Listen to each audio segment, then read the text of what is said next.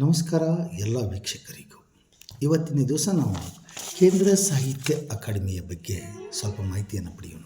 ಈ ಕೇಂದ್ರ ಸಾಹಿತ್ಯ ಅಕಾಡೆಮಿಯು 1954 ಮಾರ್ಚ್ 12ರಂದು ಆಗಿನ ಪ್ರಧಾನಮಂತ್ರಿಗಳಾದ ಶ್ರೀ ಜವಾಹರಲಾಲ್ ನೆಹರು ಹಾಗೂ ರಾಷ್ಟ್ರಪತಿಗಳಾದ ರಾಜೇಂದ್ರ ಪ್ರಸಾದ್ ಅವರು ಈ ಒಂದು ಅಕಾಡೆಮಿಯನ್ನು ಸ್ಥಾಪಿಸಿದರು. ಈ ಅಕಾಡೆಮಿಯು ಪ್ರತಿ ವರ್ಷ ಒಳ್ಳೆಯ ಕೃತಿಗಳಿಗೆ ಪ್ರಶಸ್ತಿಗಳನ್ನು ನೀಡ್ತಾ ಬರ್ತಾಯಿದೆ.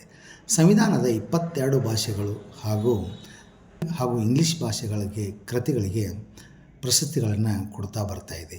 ಇದು ಪ್ರಶಸ್ತಿಯು 1 ಲಕ್ಷ ರೂಪಾಯಿ ನಗದು ಹಾಗೂ ಪದಕವನ್ನು ಹೊಂದಿರುತ್ತದೆ.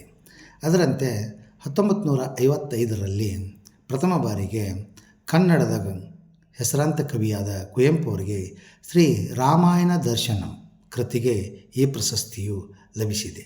ಹಾಗೆ ಇಲ್ಲಿಯವರೆಗೂ 69 ಕೃತಿಗಳಿಗೆ ಈ ಪ್ರಶಸ್ತಿಗಳನ್ನು ಕೊಡ್ತಾ ಬರ್ತಾಯಿದೆ. ಇದರ ಈಗಿನ ಅಧ್ಯಕ್ಷರಾದ ಶ್ರೀ ಮಾಧವ್ ಕೌಶಿಕ್ ಅವರು. ಹಾಗೂ ಈ ವರ್ಷ 2024ನೇ ಸಾಲಿನ ಪ್ರಶಸ್ತಿಯು ನಮ್ಮ ಮೈಸೂರು ಜಿಲ್ಲೆಯವರಾದ ಶ್ರೀ ಕೆ ವಿ ನಾರಾಯಣ್ ಅವರಿಗೆ ಸಿಕ್ಕಿದೆ.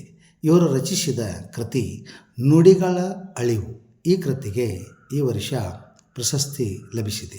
ಇವರು ಮೂಲತಃ ಮೈಸೂರು ಜಿಲ್ಲೆಯ ಪ್ರಿಯಾಪಟ್ಟಣದ ಕಮಲಾಪುರದವರು.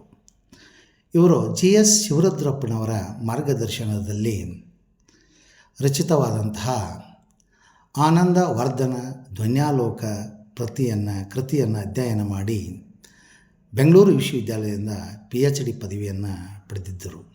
ಇವರು ಅನೇಕ ಕೃತಿಗಳನ್ನು 22ಕ್ಕೂ ಹೆಚ್ಚು ಕೃತಿಗಳನ್ನು ರಚಿಸಿದ್ದಾರೆ. ಅದರಲ್ಲಿ ಪ್ರಮುಖವಾದವು ಕನ್ನಡ ಜಗತ್ತು ಅರ್ಧಶತಮಾನ, ನಮ್ಮೊಡನೆ ನಮ್ಮ ನುಡಿ, ಕನ್ನಡ ಶೈಲಿ ಕೈಪಿಡಿ, ಭಾಷೆಯ ಶೈಲಿಶಾಸ್ತ್ರ, ಹೀಗೆ 22ಕ್ಕೂ ಹೆಚ್ಚು ಕೃತಿಗಳನ್ನು ರಚಿಸಿದ್ದಾರೆ. ಈ ವರ್ಷ ಈ ಪ್ರಶಸ್ತಿಯು 2025 ಮಾರ್ಚ್ 8ರಂದು ನವದೆಹಲಿಯಲ್ಲಿ ಪ್ರಶಸ್ತಿ ಪ್ರದಾನ ಮಾಡುವರಿದ್ದು ಈ ಕೆ ವಿ ನಾರಾಯಣ್ ಅವರಿಗೆ ತುಂಬ ಹೃದಯದ ಧನ್ಯವಾದಗಳನ್ನು ಹೇಳುತ್ತಾ, ವೀಕ್ಷಕರಿಗೂ ಕೂಡ ಧನ್ಯವಾದಗಳನ್ನು ಹೇಳುತ್ತಾ ನಮಸ್ಕಾರ.